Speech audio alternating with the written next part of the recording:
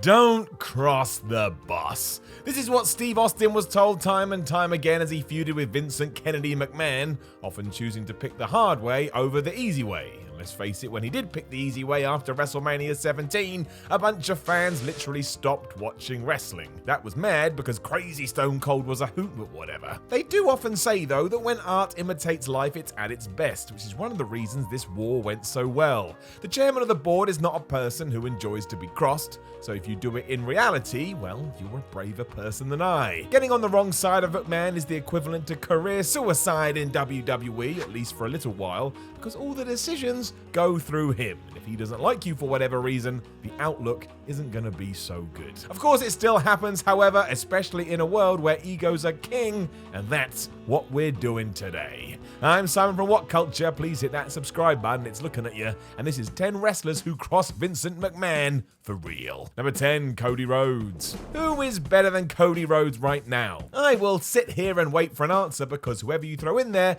I bet I have a good argument as to why the American Nightmare is still in the conversation. The best good guy we have on these western shores for my money. I think when we look back at his legacy in years to come, it's going to be far more than just an awesome wrestler. He may very well have changed the landscape forever. When you look at it now, it's crazy that WWE didn't see more in him. To Cody's credit, he has put the fault directly on his own shoulders because, again, he's just the most inspiring dude, saying that he could have done better when he was there. I think that's a tad harsh given how entertaining he was, and even though he hated being Stardust, he still made that a riot, or at least I always thought. Not an easy thing to pull off. But obviously today he has been one of the pillars behind AEW, a company that is in direct competition to WWE, whether that was the plan or not. We've already seen some of the actions taken to try and negate that, so you gotta figure Vince has seen this as an attack. That's no bad thing as far as I'm concerned because it's made things far more entertaining, but never forget what McMahon's MO was back in the day: conquer it all, and much like Street Fighter 2,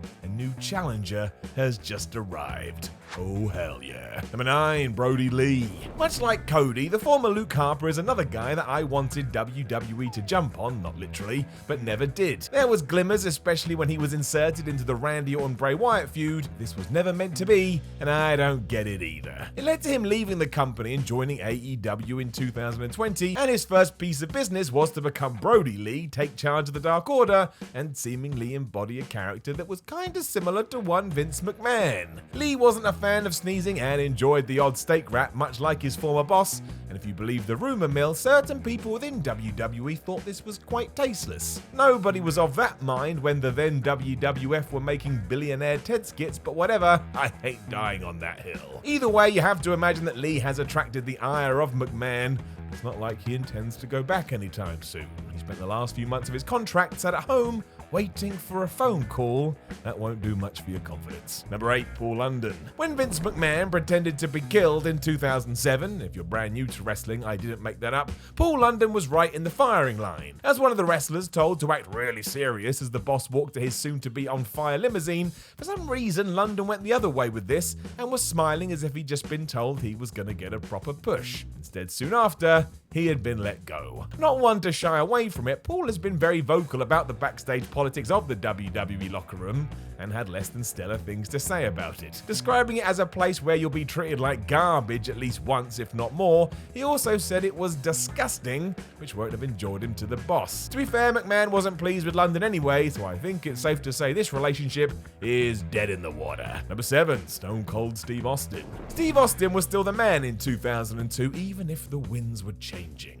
A new crop of wrestlers were coming through, but to pretend it was time to move the rattlesnake to one side was nuts. He had achieved legendary status, and there was no looking back. The problem was Austin was also burned out at this time and wasn't happy with the creative at all. In fact, he disliked it so much he went on WWE show Bite This and he said so. It was crazy to hear the top star in the company air his disapproval so publicly, and by the time it got back to McMahon, well, McMahon, he weren't very happy. All this came together for the boss to decide that Steve should lose to the next big thing, Brock Lesnar, in a King of the Ring qualifying match. This sent Austin rocketing off into space, as it was a waste of a proper pay-per-view main event that needed a serious build. So, in WWE's words, he took his ball and he went home. Whoops. It led to Vince burying Stone Cold on TV and ordering Jim Ross and The Rock to do the same, and it wasn't until a year later that JR would get these two in the same room so they could kiss and make up. I don't think McMahon is mad at the bionic redneck anymore, but for a good while he definitely was more mad at him, maybe than anybody else. But we'll probably muddy that statement as we go on with this list. Number 6, Jeff Jarrett. In October 1999, Jeff Jarrett was preparing to drop his IC title to China at the No Mercy pay-per-view. The problem was, nobody in WWE had noticed that his contract had expired the day prior, and Jeff had decided he was going to follow his pal Vince Russo to WCW. Oh dear. From there, the rumor is that Jarrett held McMahon up for $300,000 that he was owed in back payment before doing the job, just in case his jumping of ship meant this money was lost in the abyss. Still, Vince didn't see it that way, and he saw this as a wrestler holding a gun to his head, which, as you can imagine, doesn't really enjoy. There was definitely some bad blood, because years later, when WWE bought WCW, McMahon made it a point to fire Jeff on air while also mocking him. No one else had that treatment, so the wounds ran deep, and it's why Jarrett started TNA too. He knew he was never going back to WWE. Time heals all of this though, and over the last little while, not only has he been inducted into the Hall of Fame, but he also works backstage as a producer. So there you go. Number 5, Brock Lesnar. Despite offering the first of many amazing contracts in 2004, Brock Lesnar was done with WWE. Didn't like the lifestyle or the travel, and he was so sure of himself he left. Say what you want about the beast, but there is a life lesson in that. To get out of this current deal though, Lesnar had to sign a non-compete until 2010. This was fine when he wanted to get into the NFL, but when he was unable to do that, he wanted to go to New Japan. This was a problem. Rather than just accept it, however, Brock took WWE to court and basically won. No judge was going to stop a person from making a living, and you can just imagine what Vince McMahon thought of that. He was reportedly livid. It was worse because at some point in between, the two parties actually tried to work out their own deal, which also failed. We wouldn't see the next big thing in a WWE ring until 2012. By that point, he was a bigger star than ever anyways, and you know the rest. Brock Lesnar, the best businessman to ever call themselves a professional wrestler or a sports entertainer. Number 4, Alundra Blaze. When Alundra Blaze was fired in December 1995, she was the WWE Women's Champion. No one seemed to care about this, especially because that title wouldn't be seen again in the company until 1998. But somebody did care about this, and her name was Alundra Blaze. Debuting a few weeks later on WCW Nitro, because why the hell not, Blaze reverted to her earlier Medusa persona and dropped this championship right in the bin.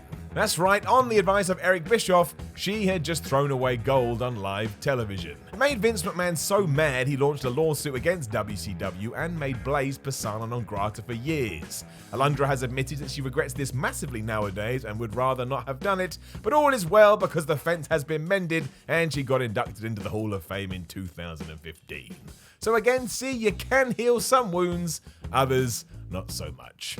Number 3, The Ultimate Warrior. Which does indeed bring us to The Ultimate Warrior. Someone who at one stage was never even going to have a conversation with Vince McMahon ever again, trusts Triple H to be the person to somehow make this work. But from extreme demands while negotiating new contracts, to missing house shows, to asking for more money before actually competing and more, the Ultimate One fell out with Vince McMahon around about once a week. Their relationship never seemed to last any time at all. The last we saw of him before this is when he crushed the aforementioned Hunter Hearst Helmsley at WrestleMania, and how the game ever worked all this out for a Hall of Fame induction in 2014, I will never know, which is dumb because there's a documentary and I still can't figure it out. And it started with an appearance in WWE 2K, which makes it even odder, but hey look, somehow it happened. Only a few days after this, the man once known as Jim Hellwig passed away, which makes the whole story even more surreal, but at least there was some closure, I suppose. A controversial figure to say the least.